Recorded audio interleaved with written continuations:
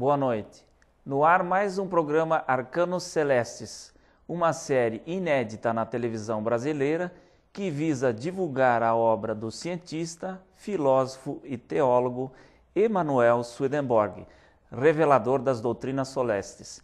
Esse programa vai ao ar todas as terças-feiras às 19 horas pelo canal 5 da NET e 72 da TVA e pode ser assistido também pelo cwbtv.net e pelo arcanocelestes.com. As perguntas podem ser encaminhadas para o nosso e-mail de contato, que é o arcanocelestes@gmail.com, e os livros podem ser solicitados pelo telefone 3027-4741.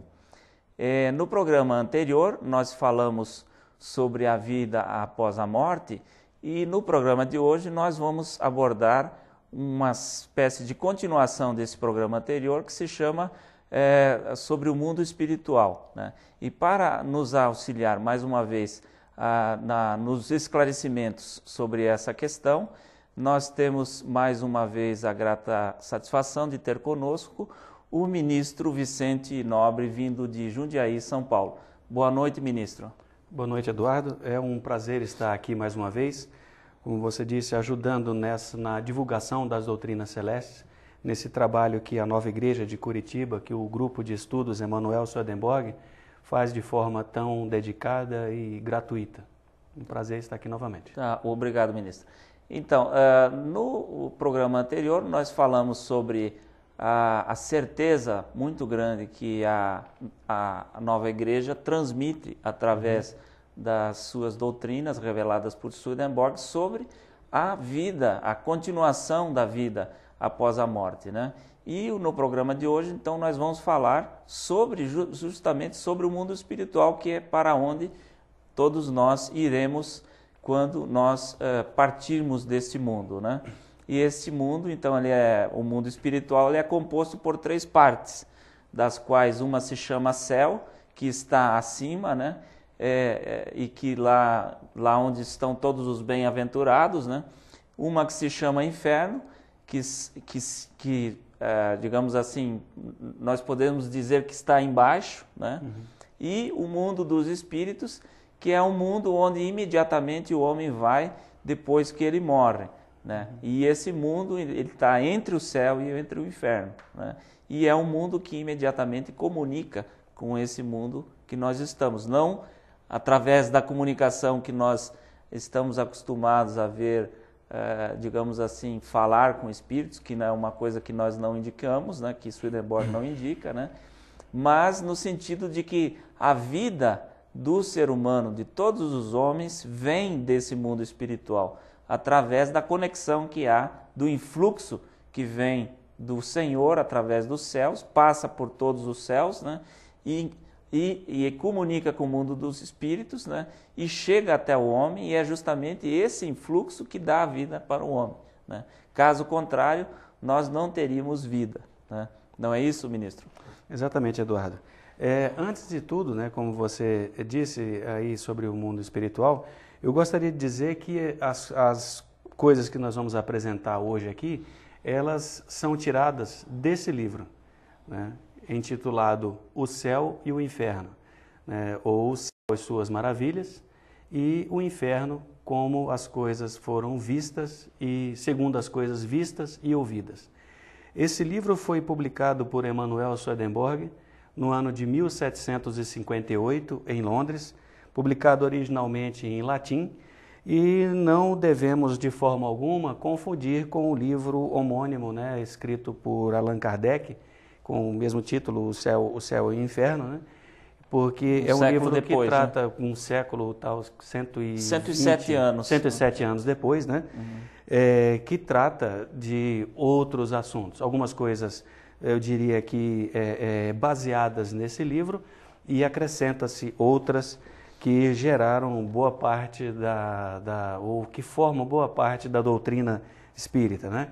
Esse livro, ele é resultado de 27 anos de contato que Swedenborg teve com o mundo dos espíritos, como você mesmo disse, ou com o mundo espiritual. Ele foi dado a ele a graça, o Senhor concedeu-lhe a graça de falar com o espírito de pessoas que já haviam falecido, pessoas que viveram nesse mundo e que na ocasião já estavam habitando o mundo espiritual. Ele falou não somente com pessoas provenientes, dessa terra, mas seres humanos provenientes de outras terras desse nosso grande universo criado pelo Senhor. E toda essa experiência espiritual, ele começou a relatar num livro chamado Diário Espiritual, infelizmente ainda não traduzido para o português, e culminou, vamos dizer assim, de forma bem sucinta, né, na publicação desse livro, O Céu e o Inferno. É um livro que fala, poderia dizer, da geografia desse mundo espiritual que você acabou de dar essa introdução, né? Ele fala que esse mundo espiritual é um mundo que está acima do mundo natural. É o mundo chamado mundo das causas. Porque todas as coisas existem aqui porque elas existem no mundo espiritual. Esse mundo é apenas um mundo dos efeitos. Né? Como o Senhor nos ensinou na oração dominical, né? Que a vontade dele fosse feita assim no céu como na terra. Né? Essa é a forma correta da oração dominical, diga-se de passagem. Então, Swedenborg, ele com essas experiências, as experiências que ele teve de contato com esses espíritos, ele ouviu, né, por permissão divina, anjos, bons espíritos, maus espíritos, diabos e satanases, e ele escreveu as coisas que ele via e ouvia. E ele, inclusive, teve a oportunidade de visitar esse mundo espiritual e colocou nesse livro, quase que um livro, como eu disse, né, de geografia desse mundo. Então, como você disse no começo, esse mundo espiritual é um mundo que está acima do mundo natural. Vamos pensar que o mundo natural seria o grande universo criado pelo Senhor, com seus vários sistemas solares, seus vários planetas, algumas pessoas crendo que todos são habitados, outras não crendo, algumas crendo que a Terra é o centro de todo esse universo, que é a única, que a raça humana nessa Terra seria exclusiva de tudo isso, mas independente dessa crença, nós vemos pela descrição de Swedenborg que esse mundo espiritual está acima. Esse mundo é composto do céu, né, e o céu ou o paraíso, onde estão aqueles, como você disse, os bem-aventurados, que dividido em 3 regiões, o céu celeste, o céu espiritual e o céu natural. Cada um desses céus é adequado a uma fase que a humanidade teve, né, que as humanidades, vamos dizer assim, tiveram, né? Sendo que essa fase mais moderna da humanidade, né, está destinado ou tem destinado o céu natural, que é um céu mais próximo das coisas que nós vivemos aqui, né? E esses 3 céus que formam esse grande paraíso celeste, né, ele é composto de milhares e milhares de sociedades angélicas, cada uma correspondendo a um bem e a uma verdade proveniente do Senhor.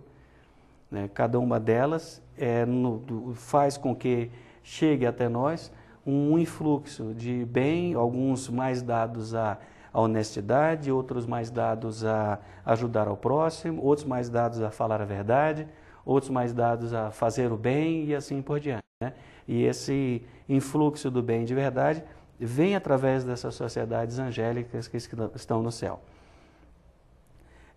Abaixo, na região mais abaixo, a gente puder dizer assim, estão os infernos, né? Da mesma forma, o inferno satânico, o inferno diabólico e o inferno natural. Cada um deles sendo diametralmente oposto ao céu. Né? O céu celeste, né, tem como vamos dizer, sua contraposição, né, o inferno satânico, né? E ali também esses infernos formados por diversas sociedades infernais, de onde chegam a todos os homens aqui aqueles influxos negativos, o influxo para o roubo, para o adultério, para a mentira, para a desonestidade, para as coisas ruins que a gente nem vale a pena nomear aqui, né? Nesse intervalo entre o céu e o inferno está o mundo dos espíritos. Esse mundo dos espíritos, ele é exemplificado na palavra naquela passagem da parábola do Lázaro e do rico. Quando nós lemos lá que o rico estava no local de tormento, e enquanto isso que Lázaro estava no seio de Abraão. E o rico pede que Lázaro passe até ele, que molhe o dedo na água para aplacar a sede que ele sentia, né? E Abraão responde dizendo que existe um grande intervalo, ou grande intervalo foi posto entre nós e vós, e não poderia de um ser abismo, né? Exato, né? E esse grande intervalo que nós vemos, se a gente pensar que o rico, já estando na sua danação eterna, ele estaria no inferno, e Lázaro estaria já no céu, né? Logicamente, voltando lá naquele assunto do programa anterior, na ressuscitação quase que imediata após a morte, né? Esse grande intervalo é exatamente o mundo dos espíritos. É o local para onde todas as pessoas que deixam esse mundo natural, vamos chamar de mundo natural, de todos os planetas, obrigatoriamente vão. Todas as pessoas, independente se elas são boas ou más. Ao terceiro dia, as pessoas são, vamos dizer, ressurretas lá nesse mundo dos espíritos. E esse mundo dos espíritos, que seria mais ou menos a terceira parte do livro, seria a segunda parte do livro O Céu e o Inferno, é descrito ali por Swedenborg como um mundo muito próximo, muito parecido com o mundo natural onde nós vivemos. Né? Ele até cita ali exemplo de espíritos provenientes da Inglaterra, da Suécia, da Alemanha. Ele fala então dos ingleses, dos germânicos, dos espanhóis, porque todas as pessoas, quando deixam esse mundo natural, quando esse corpo não tem mais uso nenhum para a vida aqui, né, nem para a pessoa mesma, nem para a sociedade em volta dessa pessoa, nem para os anjos associados à pessoa, esse corpo morre, o coração deixa de bater, os pulmões deixam de respirar, a pessoa acorda num mundo, como eu disse, muito semelhante, né? Desse mundo que ele vivia aqui. Se ele morava numa fazenda, por exemplo, ele vai acordar no mundo espiritual, numa região semelhante. Se ele morava numa cidade, da mesma forma, né? Se ele faleceu num quarto, numa cama de hospital, também ele vai ser acordado num local muito parecido com aquele que ele deixou, né? Que deixou esse corpo aqui. E é nesse local que o homem passa determinado tempo. Alguns passam pouquíssimo tempo, devido à sua, vamos dizer assim, ao grau de amor ao próximo e amor ao Senhor que ele tinha aqui. Eu não vou dizer grau de bondade, porque ninguém tem grau de bondade, né? Só o Senhor. Só o Senhor é bom, só Ele tem a bondade mesma. O que a gente tem é um pouco de bem que nos é emprestado pelo Senhor, né? E que a gente pratica esses bens sabendo que é dele em nós. Mas a pessoa, ela independente, né, da vida que ela teve aqui, ela pode, então, nesse local, desse mundo dos espíritos, ser um pouco mais preparado para essa grande transposição entre o mundo natural, né, e o mundo espiritual. Esse é um local, então, que ele vai ser preparado. E os escritos, né, nesse livro O Céu e o Inferno, também nos Arcanos Celestes, em várias outras passagens dos escritos, eles falam de uma progressão que esses espíritos têm no mundo natural. Você gostaria de falar sobre essa progressão do mundo natural, do mundo espiritual?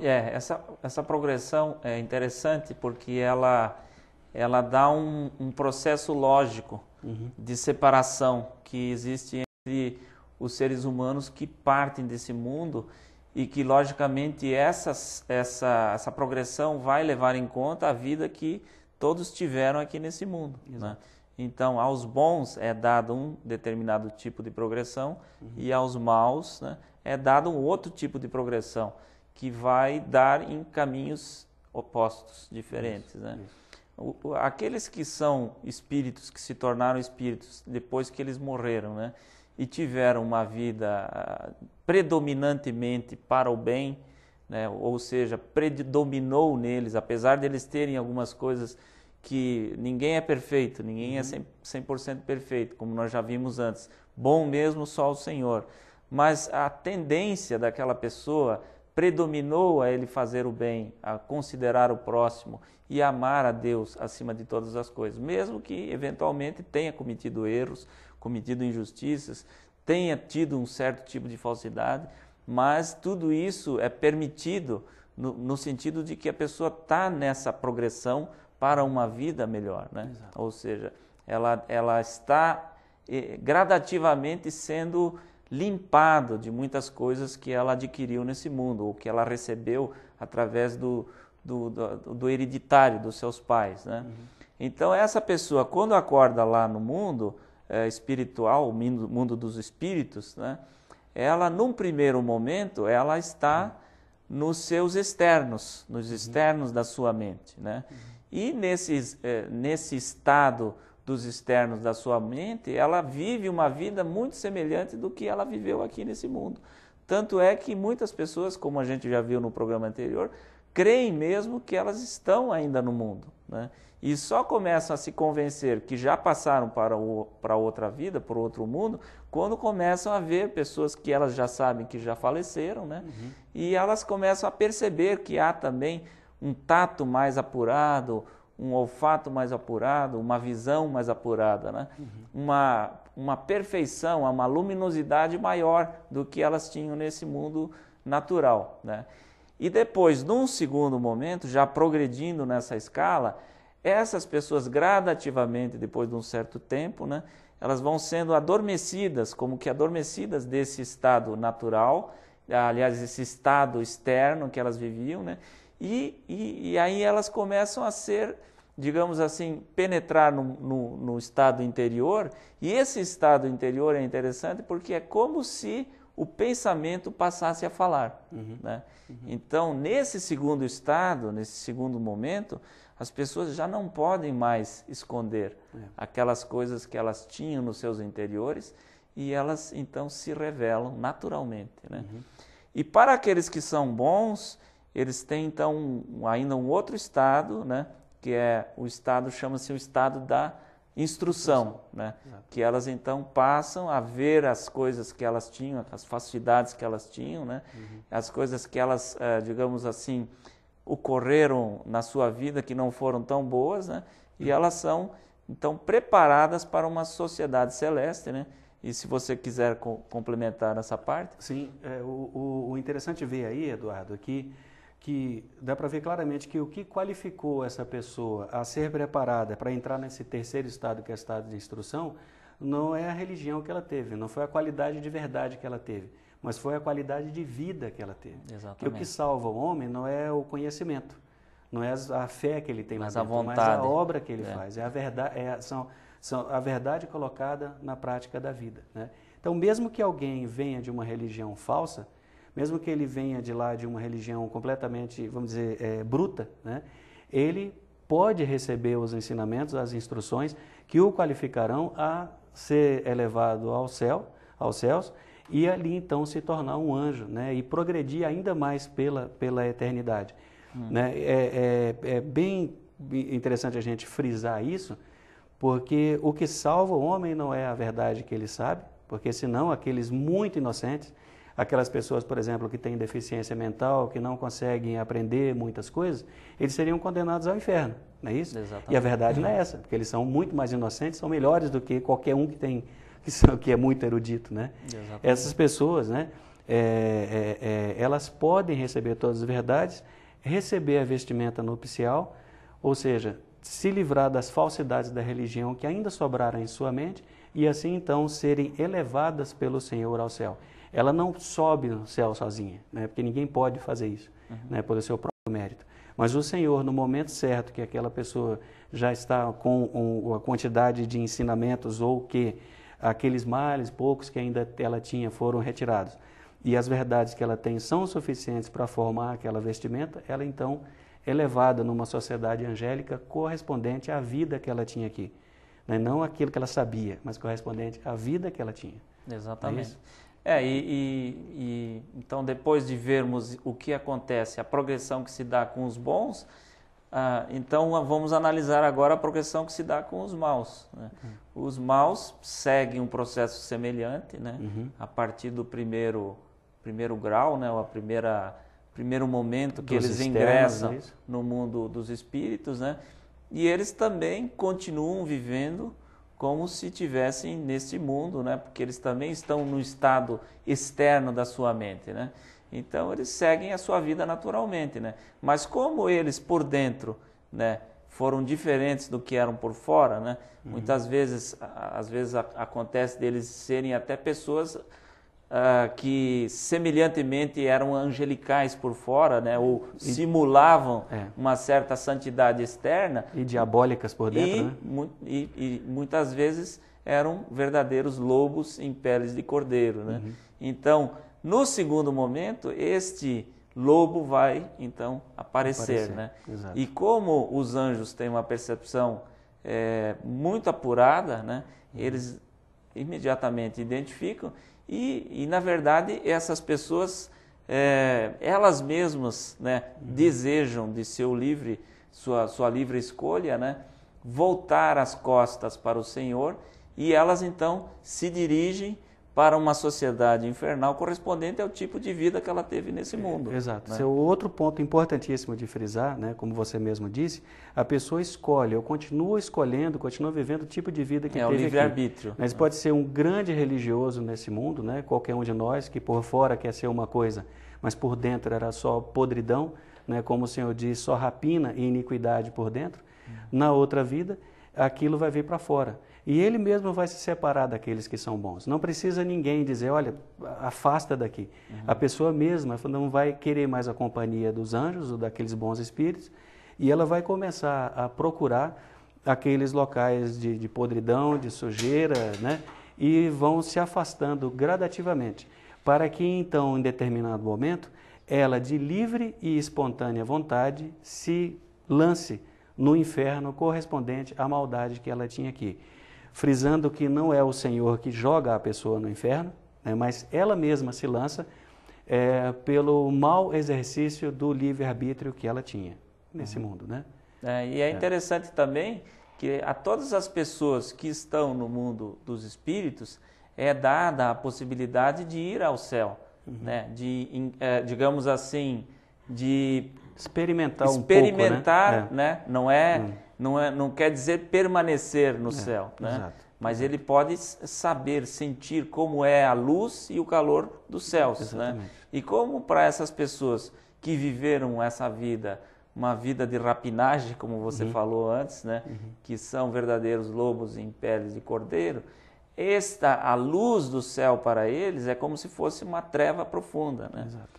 E o calor é como se fosse um frio, né? Um gélito, né? Para eles, uma coisa é diferente, a sensação que eles têm é diferente. Né? Exato. E quando eles ingressam